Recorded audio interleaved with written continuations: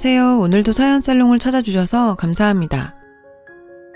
결혼 6년차, 행복한 가정을 꾸리고 있는 30대 중반 여자입니다. 어려운 일이 닥쳐봐야 누가 진짜 내 편인지 알 수 있다는 말이 있죠. 딱 저희 시댁을 두고 하는 말 같았어요. 고교 졸업을 앞두고 대학 진학을 위한 상담은 제 인생의 가장 큰 고민을 던져줬어요. 원하는 학교에 들어가기 위한 점수가 부족했냐고요? 아니요. 다행히도 수능 성적은 제가 원하던 학교 학과에 들어가기에 충분했어요. 제 걱정은 바로 저희 아빠였는데요.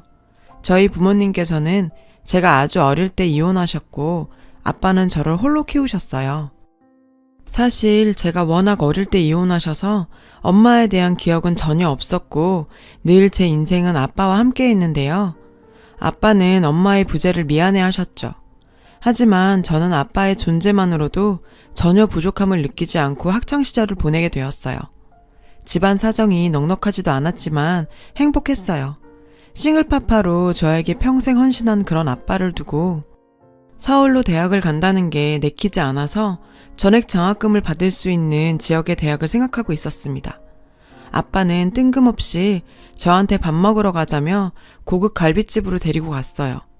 그곳에서 아빠와 처음으로 대학 진학에 대해 이야기하게 되었어요.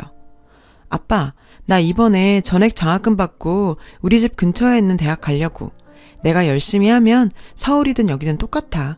학비도 안 들고 서울의 월세도 엄청 비싸대. 우리 딸, 혹시 내 걱정 때문에 서울로 안 가는 거라면 그럴 필요 없어. 아빠 여기 친구들도 많아서 걱정 없고. 그리고 내가 우리 딸 대학 보내려고 어렸을 때부터 모아둔 돈도 있으니 그런 걱정하지 말고 네가 원하던 대학으로 원서 내.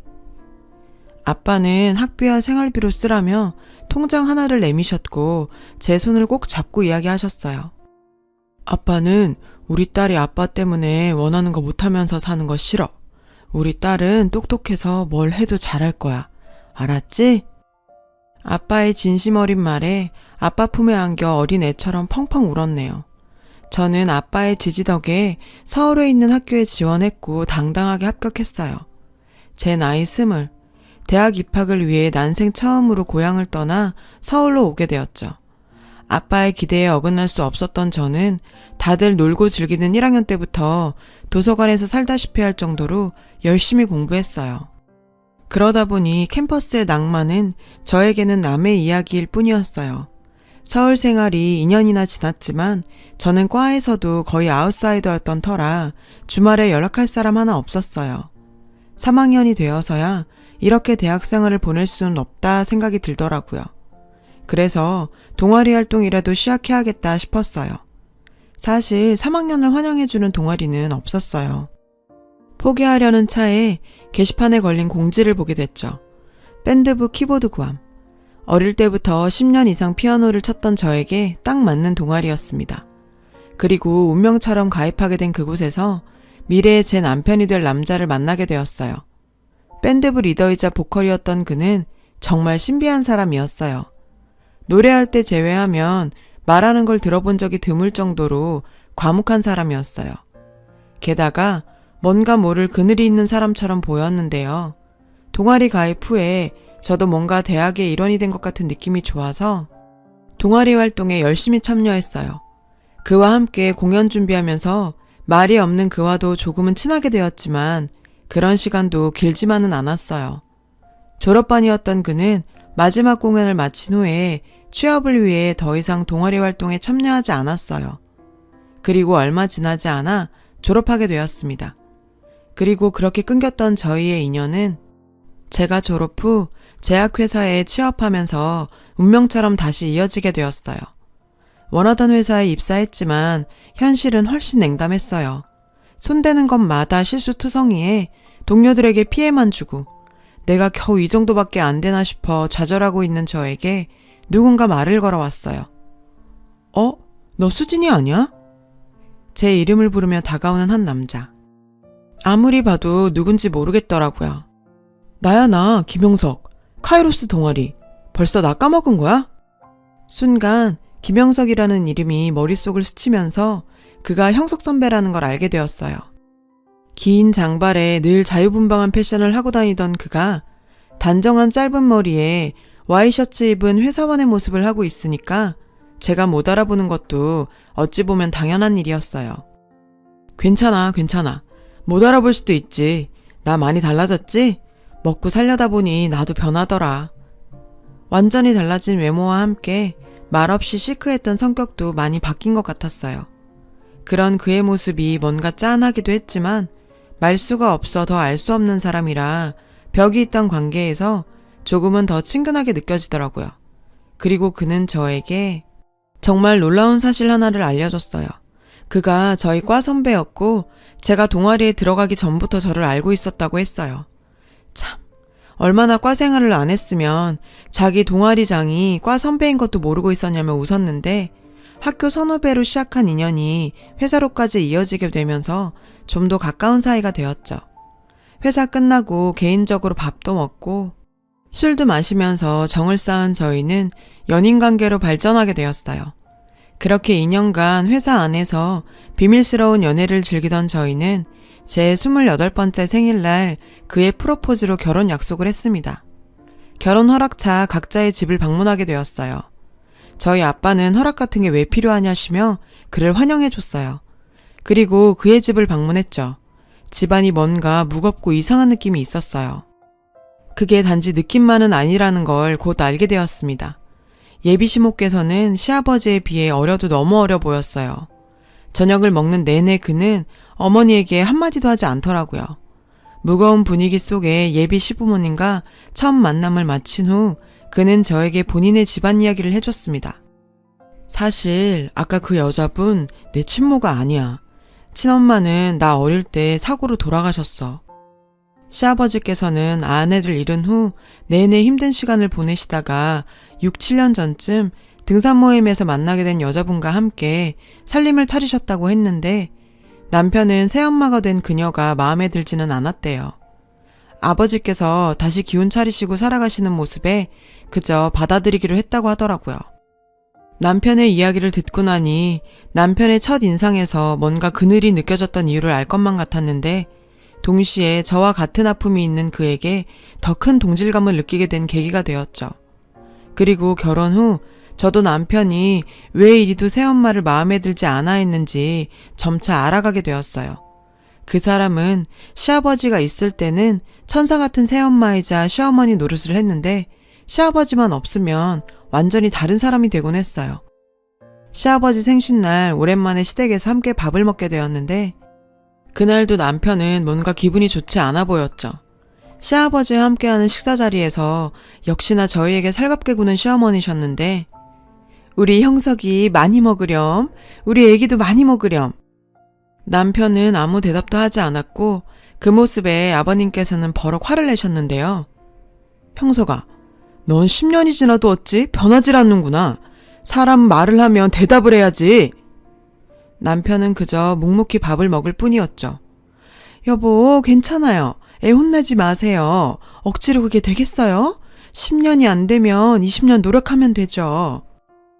역시나 시아버지 앞에서는 그저 천사표 시어머니시더라고요. 화가 나신 아버님께서는 주방을 나가버리셨는데요. 그때부터 시어머니의 완벽히 다른 얼굴이 드러났어요. 얘야, 넌 네 남편이 그런다고 너까지 대답을 안 하니? 네 남편이 나 개무시한다고 너도 나 무시하는 거야? 그래? 아버지의 행복을 위해 지금도 꾹 참고 있는 남편은 마치 늘 당하던 것인 양 흘려들었어요. 남편의 그런 모습에 시어머니의 불똥은 늘 저로 향하게 되었어요. 결혼 2년 만에 아이를 가진 저는 출산을 위해 휴직을 하게 되었습니다. 그때부터 시어머니의 괴롭힘이 시작되었죠. 변호사셨던 시아버지는 늘 재판 준비로 바쁘셨던 터라 집에는 시어머니만 계셨고 이런저런 핑계를 대가면서 저를 집으로 불러들이더라고요. 얘야, 너는 여자애가 돼서 김치도 하나 못 담그니? 친정엄마가 없으니 이런 거 하나도 못 배웠지. 아니 어머님, 아무리 그래도 말씀이 좀... 뭐라고? 너 시애미한테 대드는 거니? 지금 나 무시하는 거니? 일부러 저에게 시비 걸듯 공격하는 시어머니는 무슨 말만 하면 자기를 무시하는 거냐며 소리치셨어요.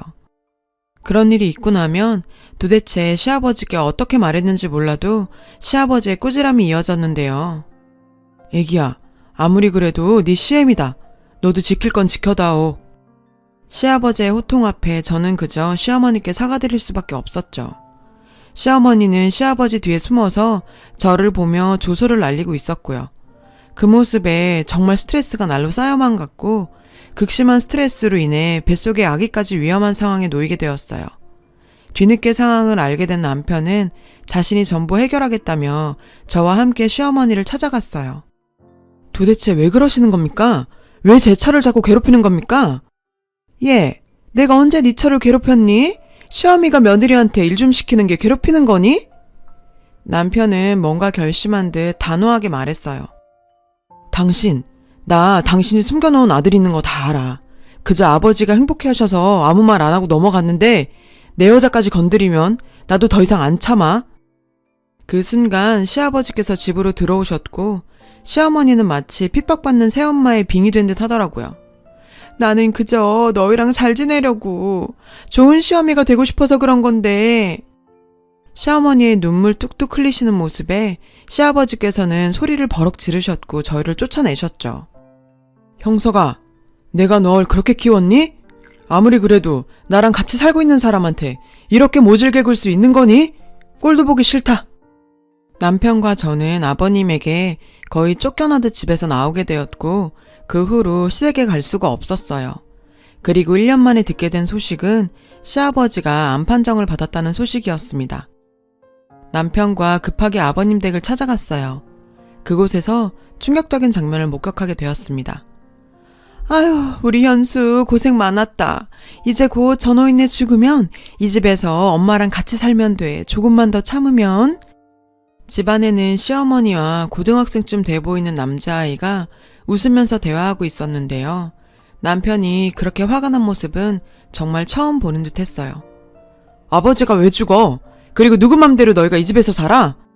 남편의 갑작스러운 등장에 시어머니는 상당히 놀란 눈치였고 자기 친아들을 등 뒤로 숨기더라고요. 뭐라는 거니?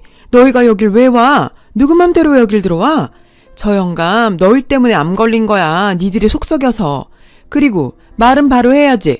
네 아버지 죽으면 이 집 내 거야. 평소 시아버지 앞에서는 그렇게 잘할 수 없던 시어머니는 이제 그 더러운 가면을 쓰지 않기로 했는지 노골적으로 아버님이 돌아가시길 바라는 듯 보였어요. 당신, 아버지가 이거 알면 가만히 있을 것 같아? 그동안 너 같은 여자라도 우리 아버지 행복하게 해줄 수 있다면 그만이라고 생각해서 참아왔는데 더 이상 못 참아. 네가 못 참으면 어떡할 건데? 네 아버지 다 늙어 암까지 걸려서 골골하고 있는데? 정신도 없는 양반이 뭘 하겠어. 말하려면 해봐. 지금도 정신 못 차리고 자고 있을걸? 정말 듣고 있자니 악마가 따로 없었어요. 남편은 손까지 부들부들 떨면서 방문을 여는 순간 그 자리에 있던 모든 사람이 순간 움직일 수가 없었습니다.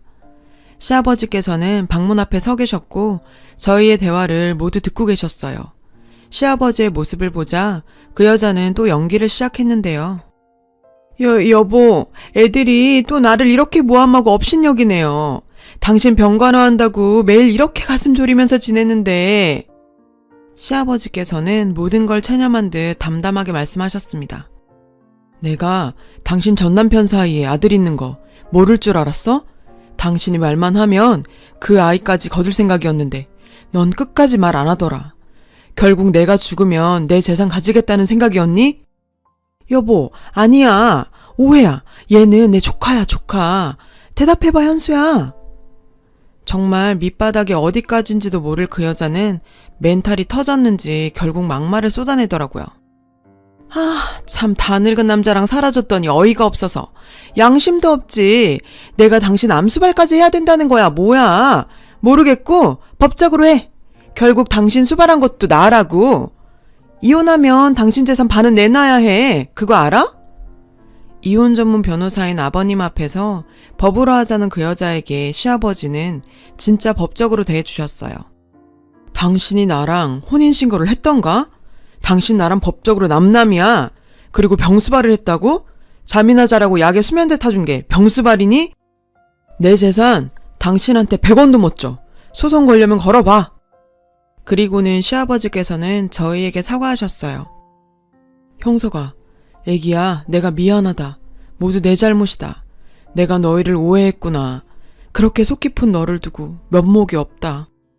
그 여자는 아버지께 약이라고 속이고 수면제와 계속 같이 먹였고 그 때문에 계속 잠만 주무셨던 건데요. 자신이 더욱 정신이 흐릿해지니 이상해서 결국 수면제를 알아내게 되신 거예요. 남편은 이러한 사실을 알게 되니 그 여자를 더욱 용서할 수 없었겠죠. 시아버지께 위험한 수면제를 계속 먹인 그 여자를 고소하게 되었어요. 참 법이란 게 저희 마음 같지가 않더라고요. 아프신 아버지께 수면제인 걸 알면서도 과도하게 먹인 그 여자에게 감방행이 아닌 겨우 벌금형이 떨어지게 되었어요. 웃기죠?